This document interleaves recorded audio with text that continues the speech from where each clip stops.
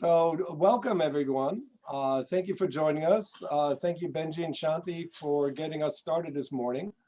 On behalf of FMC, our Congressional Study Group on Japan, and the Sasakawa Peace Foundation USA, thank you everyone for tuning in. My name is Pete Weiglein, and I'm the CEO of the Former Members of Congress Association, which has conducted the Congressional Study Group on Japan for over 20 years now. We are especially appreciative of the many guests who are joining us from Japan. You are either staying up really late or getting up incredibly early to join us, and we appreciate it. And we'll do our very best to make this conversation as interesting as possible to keep you all awake. Today's presentation is made possible via our partnership with the Sasakawa Peace Foundation. And I want to thank Dr. Satohiro Akimoto, Chairman and President of the Sasakawa Peace Foundation USA, for his years of invaluable support of the Congressional Study Group on Japan. Satohiro-san, without SPF, there would not be the hugely successful Congressional Study Group on Japan as we know it today. And I thank you so much for all your support. For our audience members, please note that we'll reserve the final third of today's panel for questions from the audience. If you could please pose your questions in the Q&A function on the bottom of your screen, include your name and organization, and we'll then have Shanti read them to our panel, and we'll try to get to as many questions as possible from the audience. Now, let me briefly introduce our panel. In the invitation flyer you all received, you can find a much more detailed bio, and I'll simply introduce them as follows. Congresswoman Susan Brooks, a Republican from Indiana, served in the House from 2013 to 2021. Congresswoman Elizabeth Esty, a Democrat from Connecticut, served in the House from 2013 to 2019. Congressman Ryan Costello, a Republican from Pennsylvania, served in the House from 2015 to 2019. And last but certainly not least, Congressman Gil Cisneros, a Democrat from California, who served in the House from 2019 to 2021.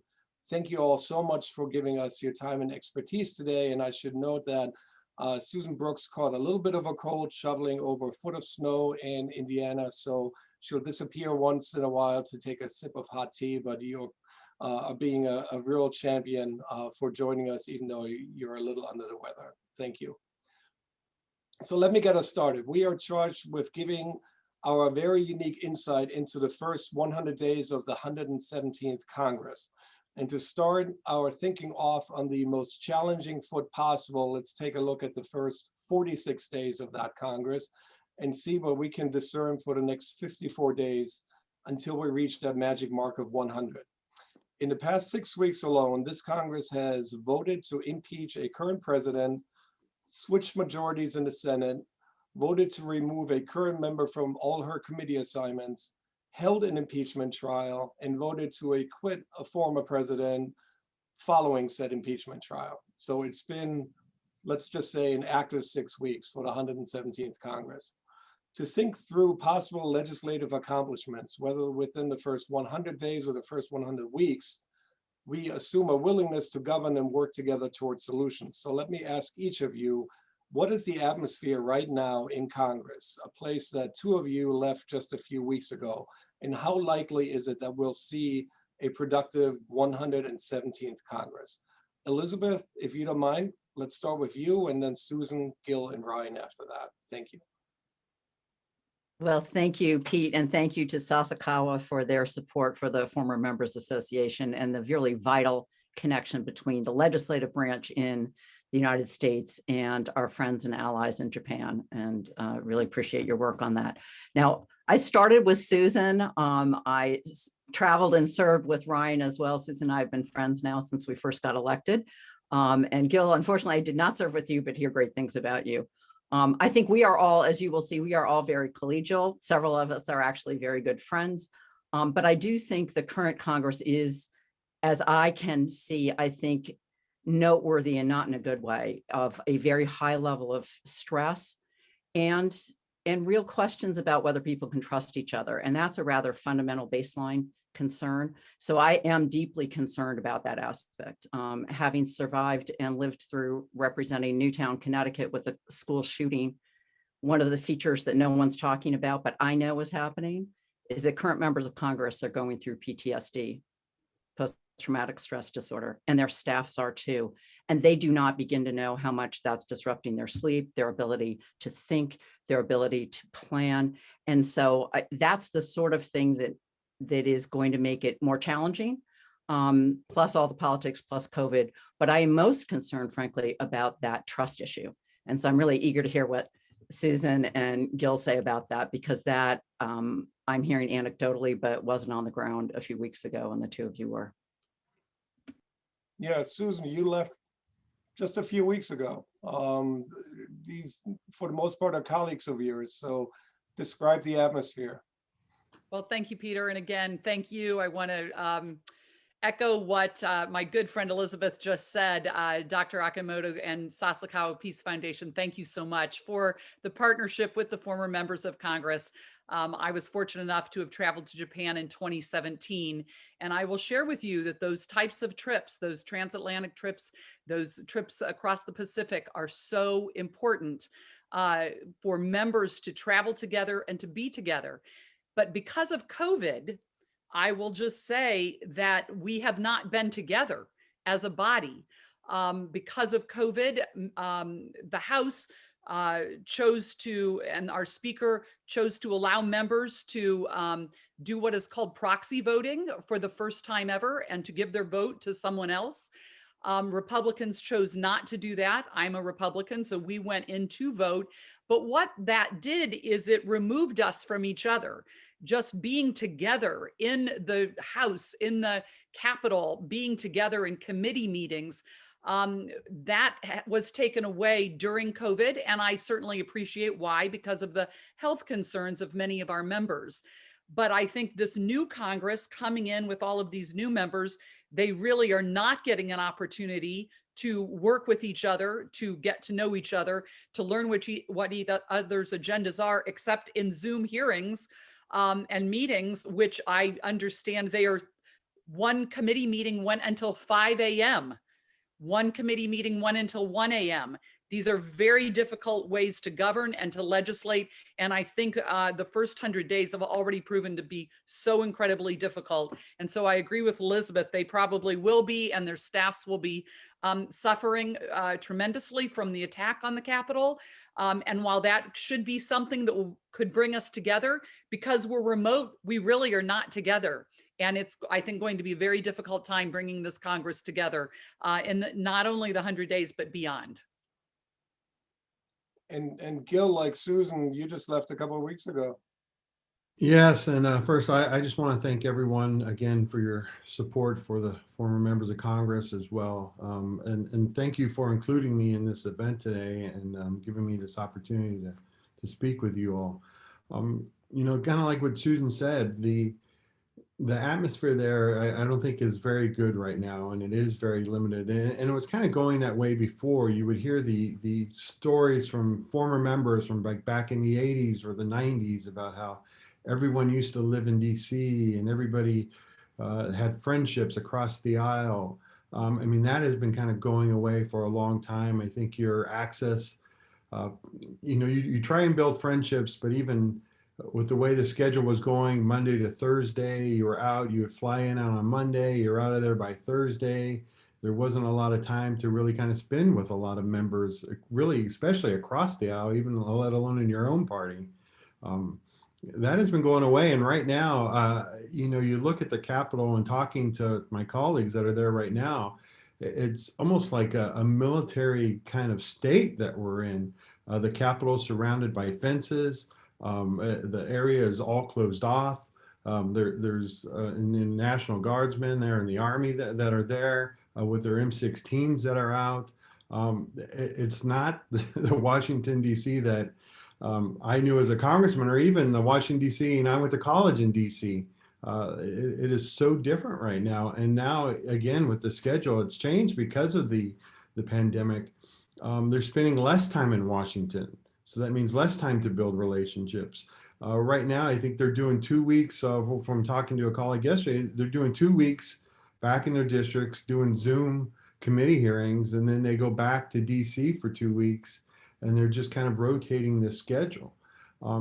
So I think the potential there to kind of hurt what can get done, hopefully, on a bipartisan basis is at risk because people aren't just there to build those relationships and talk to each other like it had been in the past.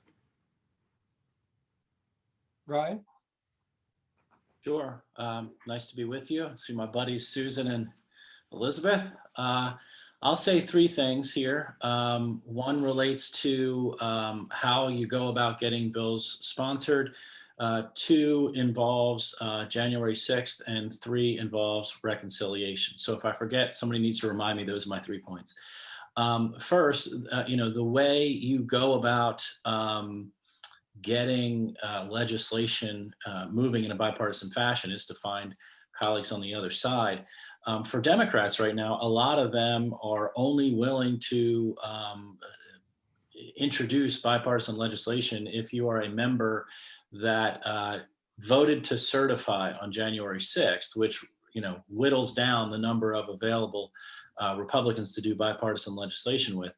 I'm not questioning, the wisdom or the decision to do that, just merely pointing out that Democrats are looking at House Republicans in particular, kind of in two buckets. January 6th was an extremely damaging day in the history of our country.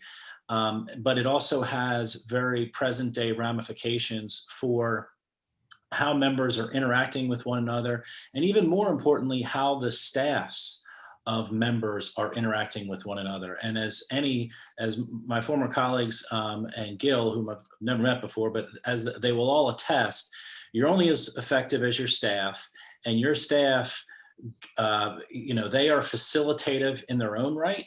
And if they are uncomfortable or not wanting to work with certain member staffs, it's very difficult to get the ball moving in that direction. I deal with a lot of offices right now because I consult, and I can share with you that most members that I talk to will say that this is the absolute worst time it has ever been on the Hill. And that I think is an accurate statement. What is going to get done this year, just to conclude, the Democrats will use reconciliation for a COVID relief bill. That will probably happen in the next month. You'll see a little bit, you'll see a lot of spending. You'll see a little bit of tax reform in there. And then there'll be a second bill over the summer. I think the outstanding question is whether or not infrastructure, as the term is used, will be part of that second COVID package, or whether that will be separated out and they'll try and do a big infrastructure bill separate and apart from it.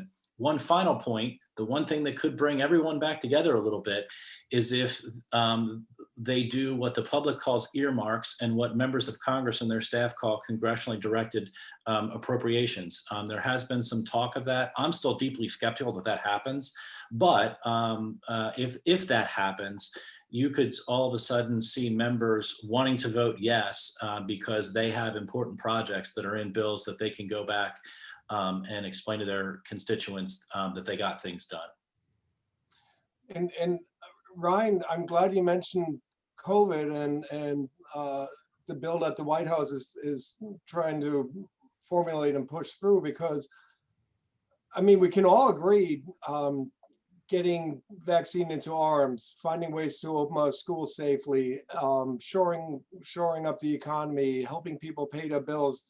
There isn't a partisan issue here about this must get done, but it still looks like it might be a bill that's going to be wholly Democratic, or one or two senators, Democratic senators, that may not vote for the bill, but it looks like it somehow has become a partisan issue. And I know a big piece of that is spending, but explain to us what the discussion right now is on the Republican side when it comes to what President Biden is hoping for and what the Republicans are willing to give.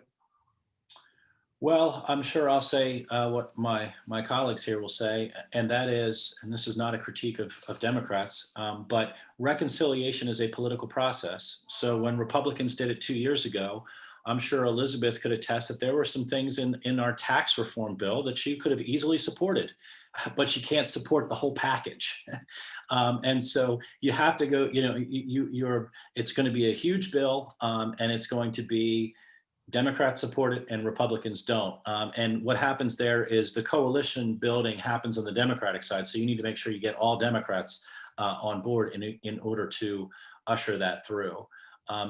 That's the nature of it. And I think that you could do a COVID bill right now that could get unanimous. You could do a COVID bill right now that everyone in the House would agree to. The problem is there are a lot of folks, Republicans and Democrats, that will hold their vote in order to get more. And so they're a no unless they get more. And so then when they get what they want, that means some other people who were yes will all of a sudden be no. So it's a game of addition and subtraction that, that's what being in leadership is all about, dealing with all that stuff. And Elizabeth, sorry, go for I it. might just add briefly, one of the other issues that I think is a real problem for the Republicans with this COVID package is the amount of unspent funds that have already been appropriated in the previous packages that we passed. And Gil and I were both there. We came together very quickly in March to pass the CARES Act. And then we passed another bill. That took longer, far longer than it should have taken, quite frankly. We should have gotten it done in the summer, and we didn't get it done until December. But billions upon hundreds of billions of dollars have been allocated and appropriated already that have not yet been spent. And I think it's a challenge for our state and local governments, maybe to get that spending, get those funds out the door. But I do think that is a huge problem. And that is why Republicans are reluctant to throw $1.9 trillion more dollars in what is not appearing to be a targeted way. So that's, I think, one of the other big issues. And so we need to get that spending happening of the funds we've already appropriated. And Elizabeth, I think I saw you nod your head, but that may have been many, many statements ago. So, well, much I agree with Ryan's assessment, but I did want to talk about some of the dynamics around reconciliation. Reconciliation is a one-shot deal. You do it and then it's gone. And I think, as we've all discussed, the level of trust is at an all-time low right now. So on the Democratic side, I think President Biden observed, as Vice President Biden, that Barack Obama tried very hard, wanted kumbaya, as we say. He wanted to try to get agreement and felt like he got burned, felt like he wasted a lot of time in 2009, 2010, and ended up still not getting any bipartisan support on ACA, burning his political capital, losing the House. And I think Joe Biden learned that lesson. And I think he is trying to keep together a fractious, diverse caucus on the Democratic side and to get some things done, because it could not be tighter. I don't think there's been a Congress that has been as evenly balanced between the parties. So the likelihood that President Biden will be facing both a Democratic Senate and a Democratic House in 2 years is not high. Historically, it would be very low that would happen. So that then intensifies the pressure to say, if we are going to get some things done that could be done through reconciliation, we must get them done, because otherwise we may never get them done. And I think the lack of trust plays into that right now, in feeling like, you know what, and he's a process person. Joe Biden is a process person. He would rather do it, quote, the right way, but he also understands where things are as a realist. And I think that is what's pushing Ron Klain. I've known for 35 years. I know a lot of these players. I think they learned what happened in the Obama administration and perhaps may overcorrect. I think there's a risk of that. And also, the states are just a mess. I know our state is fighting right now about, how do you take the COVID money? Can you use it now? Is it displacing? And I think that is making it very difficult between the states and federal government to try to figure out how to do what everybody wants: get shots in arms, have it safe to go out, have kids in schools, open up factories, go back to movies. Everybody wants the same thing. It's a question of the order in which we do that. and who gets credit and who gets blame. And unfortunately, those last two questions are still more salient than I wish they were. And Gil, let me pick up on that notion of spending your political capital. Clearly, COVID is the #1 challenge we must address. But let's just pretend for a lovely minute that we live in a normal world where COVID is taken care of and the economy is shored up, and President Biden and his administration can focus on some big ticket items, a piece of legislation that a distinguished panel 10 years from now is going to talk about. Where might be some possibilities here? Is it transportation? Is it infrastructure? Is it environmental policy? Again, in a perfect world, where might some of that political capital go right now? Well, I think the one area where when I was there, we talked about, the Republicans talked about, that was something that we all know the country needs and the country wants is an infrastructure package. We know we have roads that need to be fixed, bridges that need to be fixed. Talking to a colleague the other day, we were talking about this infrastructure package also to include Wi-Fi, to make that accessible to areas that don't have it around the country. This needs to be done, and this is, I think, an area where I think we can come together and start to work together. The issue where I think it always tries to get torn apart is how are we going to pay for it? Right? Are we going to have to raise the federal gas tax in order to do that, or what other ways can we do this to get it done? But I think we need to start moving in that direction. This is something that we all want. On both sides, it's something that the country wants, and it's something that's going to help put a lot of people to work with good paying jobs. And I think we can go and move in there, and we need to start working in that direction in order to get it done and figure it out. And when it comes to earmarks, how many of you were in Congress during the heyday of earmarks? I think they all went away before you ever got to the place. I certainly remember from talking to the former members who were there during earmarks who said that was the way. That's how you got things done that you could point to when you ran for re-election, when you came home to your constituents. That was the way leadership could convince you of the wisdom of certain votes. And that's not part of the equation right now. So looking at leadership, looking at Nancy Pelosi on the Democratic side, Kevin McCarthy on the Republican side, and I think Ryan mentioned this already, this is a pretty challenging caucus on both sides of the aisle with a fairly diverse political point of view included in the caucus. How are they managing that right now? And again, if the end goal is to have a productive 117th Congress that will move the country forward, what's leadership? What's the challenge right now to get us to that point, Susan?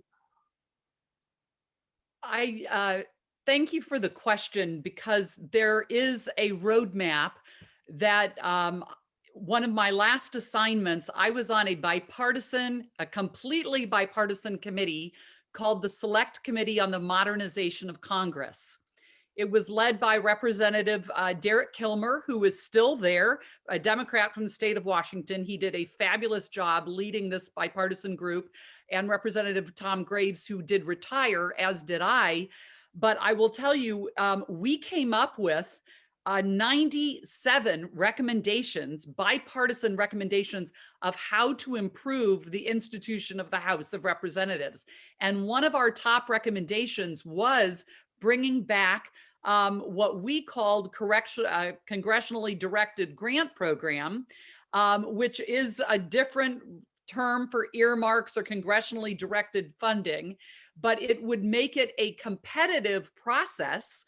We actually spent a fair amount of time about how to bring back earmarks, but in a reformed way, so that it would not be viewed as a corrupt process and would allow each member would have to get some support from the other side of the aisle for this to come forward. That is the type of way that I think we can really build the trust that Elizabeth is talking about that is lacking, and try and get some things done, particularly what Gil was just talking about, anything having to do with infrastructure, whether it is broadband, roads, bridges, railway systems, ports.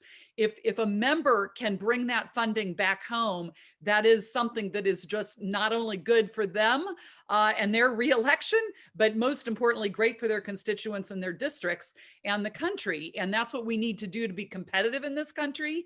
And I really think that congressionally directed grant program that was a recommendation of 14 members of Congress in a bipartisan way, they should pick up that mantle and run with that recommendation.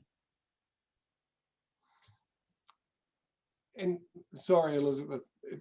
This is something I had been vice ranking member of the Transportation Committee in my last session and worked closely with our good friend, three of us, good friend John Katko. We were the co-chairs of that and worked extensively. And frankly, we're baffled that the Trump administration didn't run with our proposal. We met with them numerous times, and I suspect they, in retrospect, regret that they did not.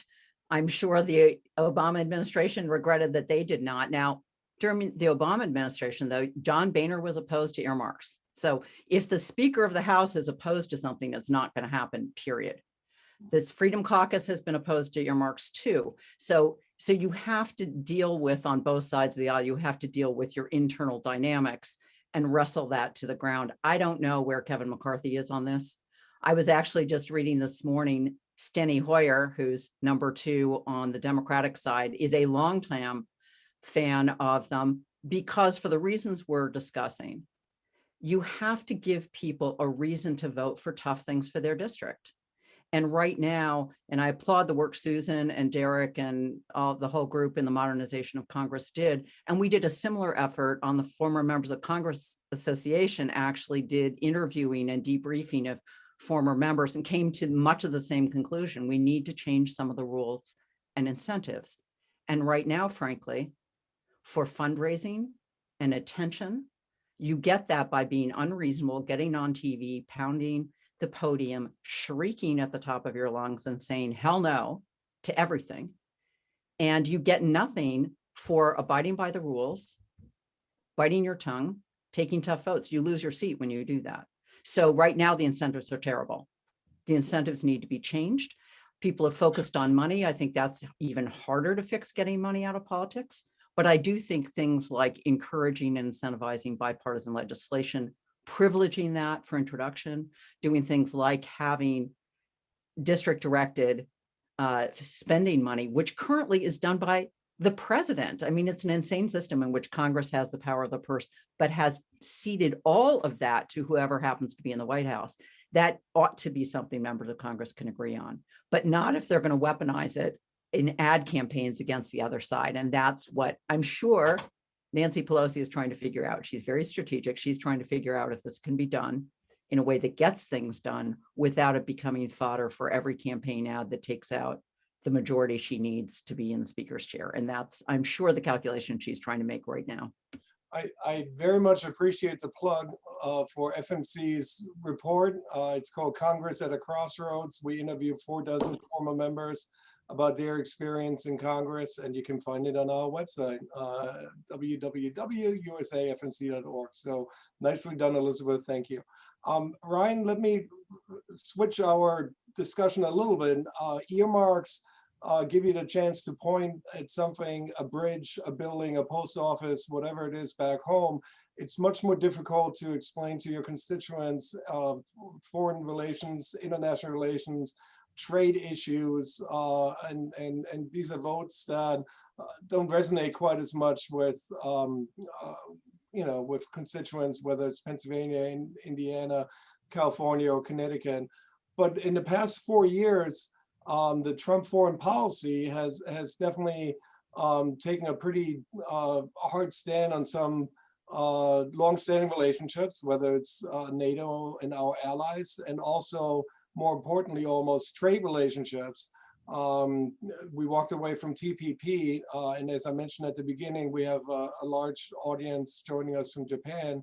We walked away from TPP, and that instead became the CPTPP, the Comprehensive and Progressive Agreement for Trans-Pacific Partnership, and without the US as a signatory. So looking at our allies in that part of the world, particularly vis-a-vis China, where are we now with the new administration and the 117th Congress? What are some opportunities here where we might be able to, get back in the game, so to speak, or at a minimum, shore up our relations with our partners in that region as we look at China and what China is doing economically and from a security point of view?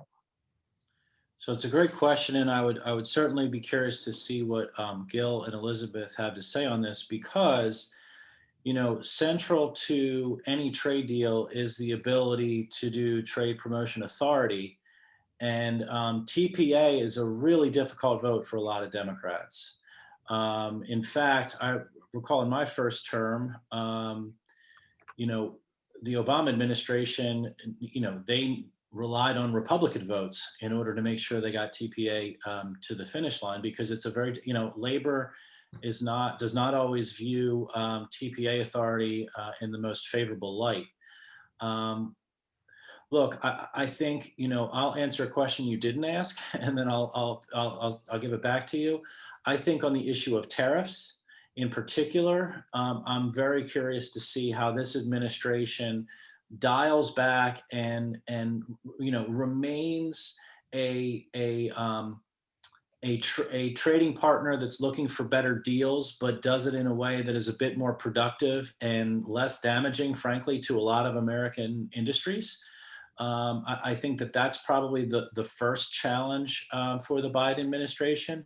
But, I think it's a real question mark on how the administration goes about navigating trade deals, because historically with Democratic administrations, you're really looking to those middle of the road Republicans to help you get the votes in order to get things done. Yeah, Gil, on walking away from TPP, did we set China up to be the driving force now in that part of the world?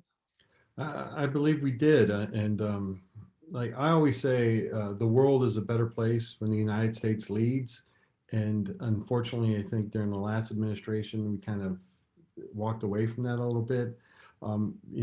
Reaching out to a friend yesterday at the White House, I know that one of the top priorities is to make a bigger stamp there on the international, right, to rebuild these relationships.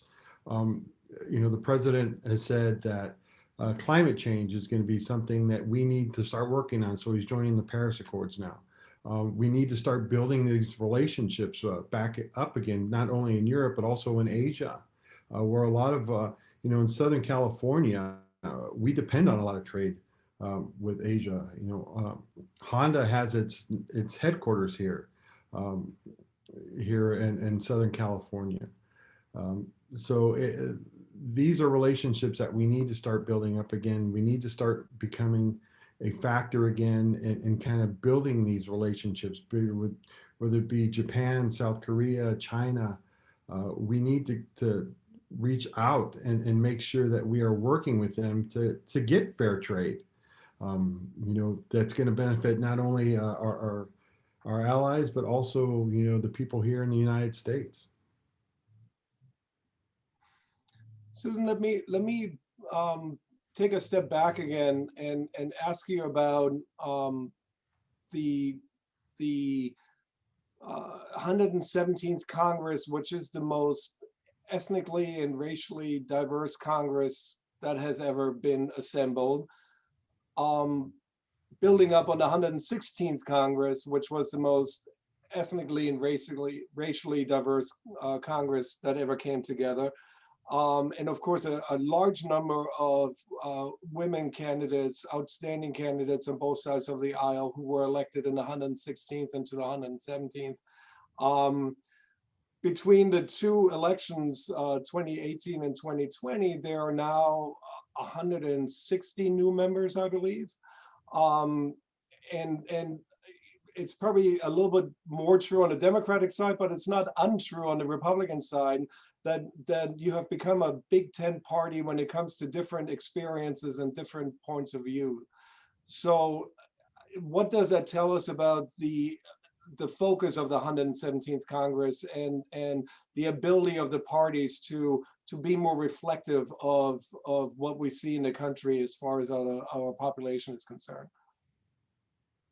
You are so right that this Congress, 117th Congress, is probably the most diverse group of members that have ever been a part of the United States House of Representatives.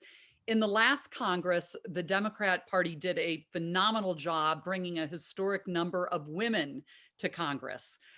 In this last election cycle, the Republicans brought the most number of women we've ever brought to Congress, as well as the most number of candidates of color and new members from incredibly diverse backgrounds. In fact, we had a number of candidates who won election this year whose primary message was fighting socialism, and who came, even my successor was born in the Soviet-controlled Ukraine. And Representative Victoria Spartz, she came to this country about 20 years ago. We have a number of new members of Congress that were born in other countries or who are first generation Americans. And so their experiences are very different than my own. And they have stories to share that they did share on the campaign trail. And I think that made a difference. I think there is a serious concern in the country about socialism and about socializing, whether it's our healthcare system, whether it's our energy system, whether it's any of our systems. And these people had the ability to share the story of what it was like growing up, whether it was in socialist countries or communist countries. And I think those messages resonated. I think, quite frankly, an opportunity that this Congress has is to come together to figure out our strategy involving China. And if we, along with our partners in Japan, which are so critically important, do not have a lot of common strategies relative to the rise of China, particularly with respect to technology and with respect to, our concerns around national security, I think this is an opportunity the Republicans and Democrats must come together, whether it's with respect to competition, national security, technology. There's so many things that I think we could agree upon in our in how we view China and in the policies that we have going forward relative to China. Let me just remind the audience that in just a couple of minutes, we'll give you a chance to be part of this conversation as well. So please, I know I've seen 1 or 2 questions already in the Q&A part of the bottom of your screen, but please keep them coming. And we'll get to that in just a couple of minutes. Elizabeth, if I may pick up on what Susan just told us about the makeup of the 117th Congress. I mean, one thing that surprised me a little bit when I watched election results come in a couple of months ago, I thought in states like Florida, the Democratic message would resonate much more with the Latino community than it ended up actually doing. And I think a lot of folks like myself who think they know what they're talking about would have thought of the Latino American community being an opportunity for the Democratic Party to capture and build on as the foundation of the future for the party. So Elizabeth, would love to get your point of view on that, and of course, Gil, yours as well. For the Democratic Party, as they're expanding their voter base with the Latino community, also Asian Americans, are there opportunities there that didn't quite come through in 2020? Absolutely. But that's in part because no one wants to be thought of as part of a group in that way. And I think there has been, I have been trying to fight within the Democratic Party an assumption, a lazy and wrong assumption, that somehow the Latino vote is absolutely, when kids get old enough and register to vote and turn out, it's game, set, match. There was, a few years ago, there was this demographic argument, right? Democrats are going to crush because you have a more Black and brown skinned population growing in the United States. I always thought that was lazy and wrong, because it does not pay attention to the enormous diversity of life experience and cultural values and preferences, and the diversity of the United States, frankly. And so it's very different if you come from a Cuban American background, and what you have heard is the stories from your family of what happened in Castro's Cuba. That's very different than if you were a migrant worker in Southern California in the Central Valley, which is again very different if you are Spanish speaking but Argentine and moved to the United States. Those are all very different experiences. And I think that the Democratic Party needs to be much more attentive to the great diversity, and I think is recognizing that, but isn't there yet, to the great diversity within the Latino community, and recognize, frankly, it's people want to see progress. And the extent to which Donald Trump got, I think, to everyone's lights, a shockingly high percentage of vote in the Latino community across the country, and larger in the Black community than people would have predicted, goes to show like people's color of their skin does not determine their vote.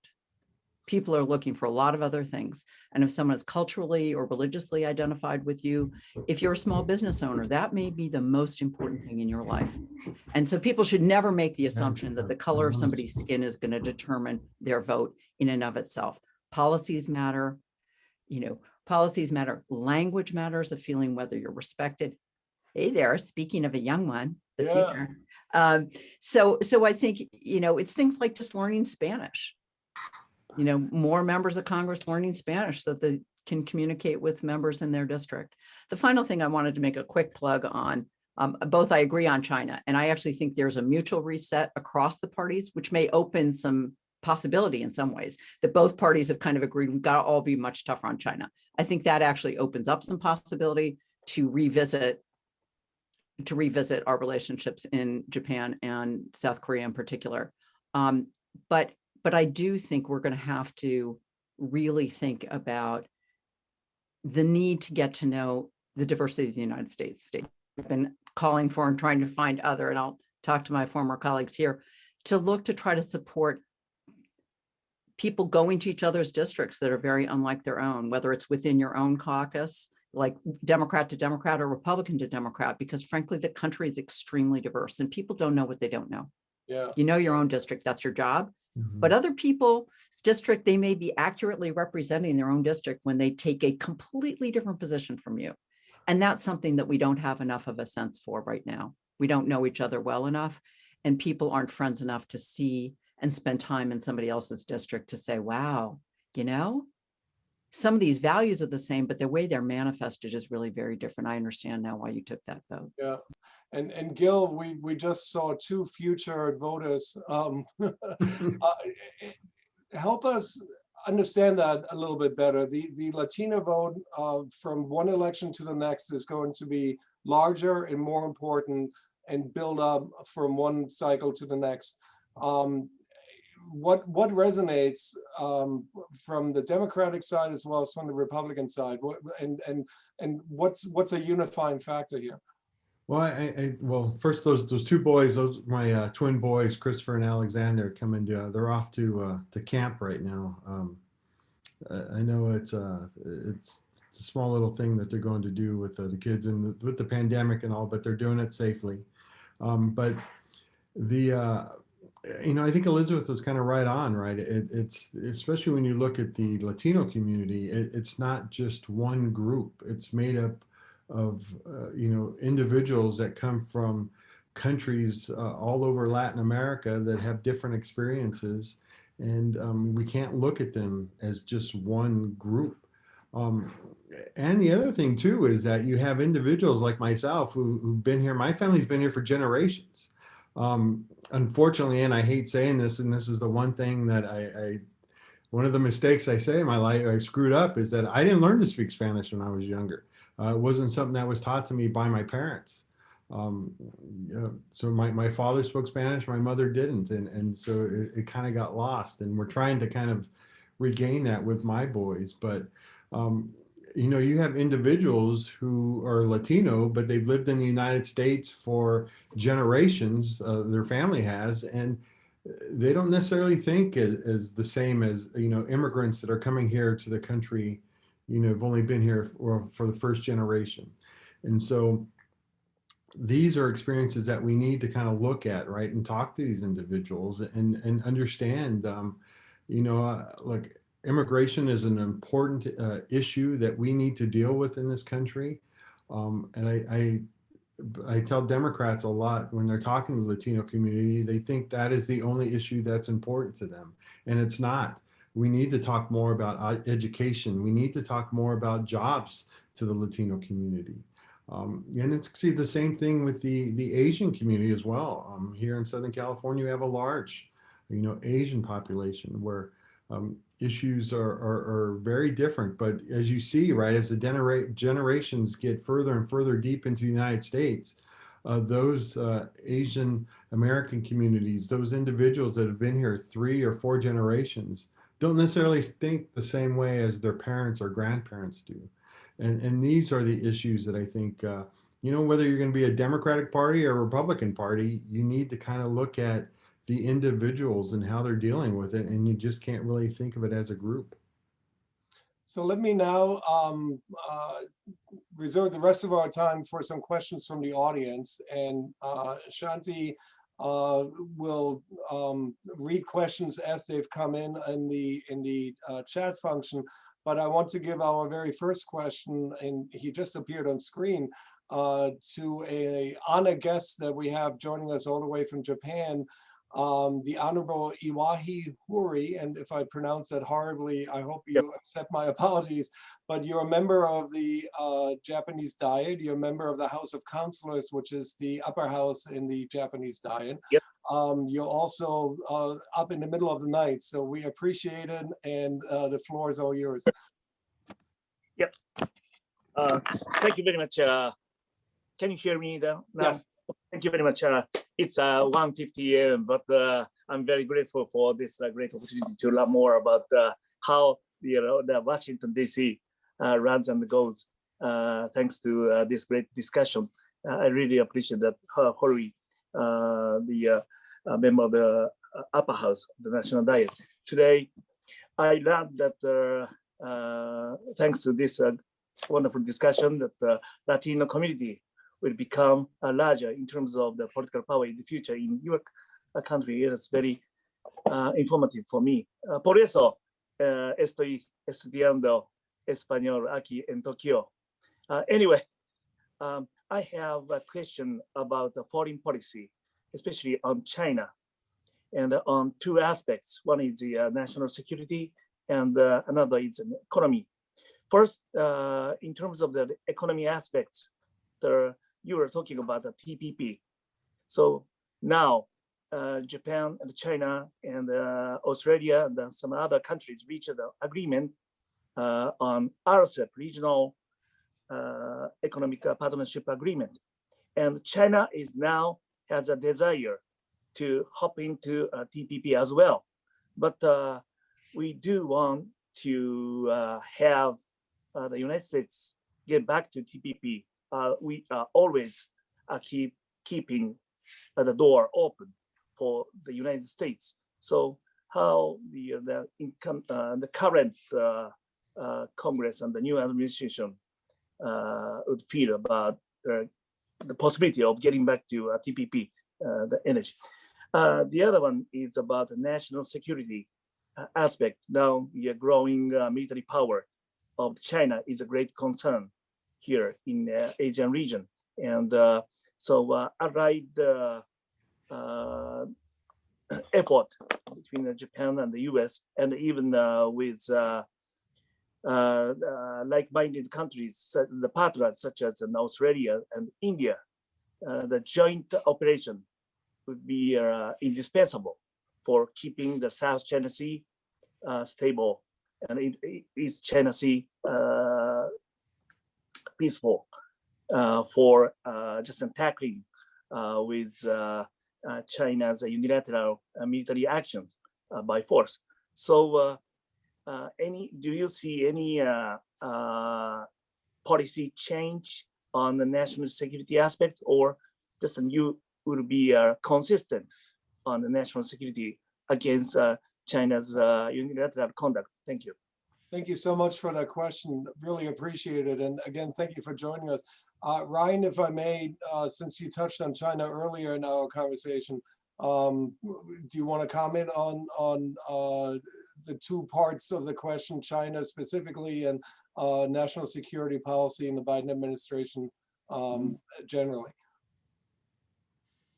Sure. And I think Elizabeth really summarized it best when she said, for both parties, a reset on what China policy will be is already happening. If it hasn't already happened with Republicans, I should say. I think Democrats still have to flesh that out a little bit. I think most Americans view our policies towards China through the lens of what it means domestically for our economy, and don't really think very critically about what it means from a national security perspective. Those that do, I think, really would put it in the same bucket as Russia, North Korea, and cybersecurity espionage. I think that the American public and a lot of politicians view it more through an economic leverage type relationship. And that's why you have these populist strands, both within the Republican and the Democratic Party, which, by the way, are not going away. And I actually think that the real challenge for thoughtful Republicans and thoughtful Democrats is to be able to channel that popular, or make your policies and positions and deliver them through the lens of some populist rhetoric in order to keep the base of each party happy. That's a real defining challenge, in particular for I can say Republicans in the coming years. But to the point about what I think the Biden administration may do in this space, I don't think that from a national security perspective, there is that much difference from one administration to the other. The rhetoric might be different, and certainly, the Trump administration was extremely disruptive in some ways, but I think that there was a lot more stability behind the scenes, not spoken about, on the handoff between Obama and Trump, and now from Trump to Biden. And, say this about Biden, the man is stable. He's been in Washington for a long time. He is going to appoint well, hire well, and I think you're going to see, if there's going to be disruption in this administration, it is going to be planned disruption, unlike the Trump administration, where who the heck knows why that happened, right? So I think, for those that are tuning in and have certain interests where this administration's response from a national security perspective might be extremely concerning, or extremely important, I would just say be prepared to know what's going to happen before it happens, and be prepared for a very rational reason why that is the case. Shanti, I know I've done a horrible job time management wise and have left us with 3.5 minutes for audience questions. Is there another question we can get to before we wrap up? Yes, we do have one question, and this is from Hannah Proctor, who is a project specialist at Our Secure Future. And Hannah asks, what does the creation of the Gender Policy Council in the White House tell us about the ways in which gender will be integrated throughout the Biden administration? How can we make sure that a gender approach is also adopted by the 117th Congress? I will defer to either Susan or Elizabeth to answer that question. Well, I think you can just look at the appointments in the cabinet to see President Biden, as president-elect, pledged to have half of his cabinet be women and or people of color, and that is a pledge he honored. You see that with a lot of senior appointments. There's a very strong and deep commitment. And he personally, having a wife who has gotten a doctorate and has taught during his entire time being in the Senate, is somebody who really believes in strong women being an integrated part of public policy in the United States. So I think you're going to see the administration make a very full-throated commitment to not just placement of people in positions, but policies. And I think one of the policies we haven't talked about that we might see really is around child tax credit, earned income tax credit, childcare policies, because that is, again, it affects so many tens of millions of Americans that they can't pay for their childcare, and you aren't going to be able to have a thriving economy, which is consumer driven, unless people are working. And women have disproportionately dropped out of the workforce because of COVID. So there's absolute, and because of caregiving responsibilities around COVID. So I think that may be an opportunity for things to happen. I wanted to just say one quick thing on what Ryan was talking about. The appointments you're going to see, and have already seen, like Kurt Campbell as an extremely experienced person who's going to be handling a lot of the Asia issues. You're going to see more experienced, known quantities who are ambassadors at senior levels. Tony Blinken is going to do the same thing. So I think there's going to be a lot more calm and predictability and desire not to stir the pot if necessary. But it is going to be a huge, let me say, it is a huge pivot from Obama having really pivoted to embrace China. That is a big pivot, and we're not going back. It may adjust some back, but China's behavior has been such that I think we do now have bipartisan agreement to be very wary about China's behavior. And you're going to see both parties readjusting how we deal with China, but it's the biggest market in the world. And so we can't ignore that either. So it's going to continue to be a challenge. So sorry, Susan, go ahead. I just wanted to add, with respect to China, for those who are listening, and I wish it could have been bipartisan in the last Congress, but the Republicans did put together, and it's a 125-page China task force report that Ranking Member Michael McCall, who leads our Foreign Affairs Committee and used to be head of our Homeland Security Committee.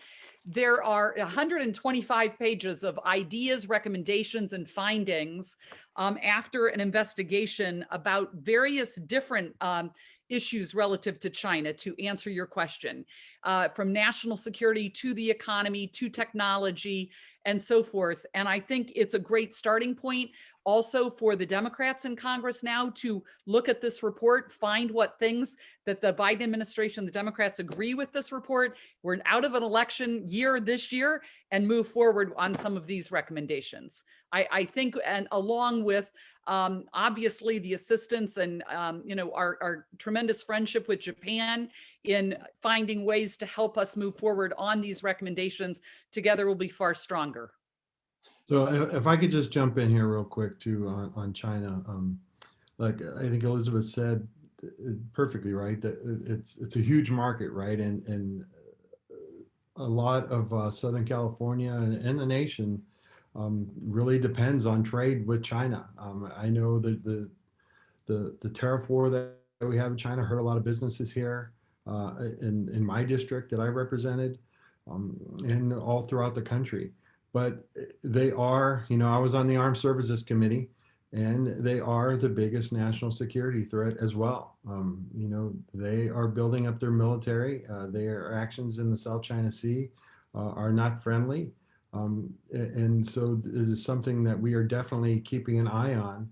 And that is not going to change from this administration from the last. It is definitely, they are definitely our biggest growing national security threat. With the threat to our military and our country, and that's something that we need to be mindful of moving forward.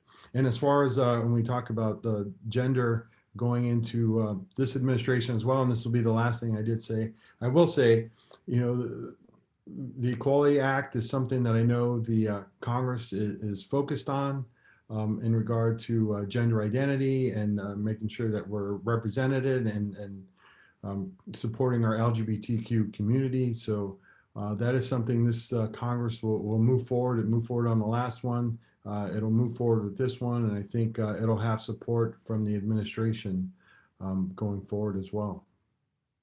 And we have run out of time. I'm sure we could continue this for quite some time longer, but unfortunately we I need to conclude. I want to give Susan Brooks my thanks and gratitude for sticking with us, even though you're a little under the weather. And also am very impressed that you had that China report literally at your fingertips. That's well prepared. Thank you so much. Gil, thank you so much for joining us. Ryan, really appreciate your insight. Elizabeth, thank you so much also for your leadership of FMC as part of our board. Let me thank the Sasakawa Peace Foundation USA for being a terrific partner, not just on this program, but in general. Benji and Shanti from their team were outstanding. Lorraine and Miles from my team made all this happen. Thank you and appreciate it, and have a great rest of the day. And for you, Congressman Iwaho, have a good night. Goodbye.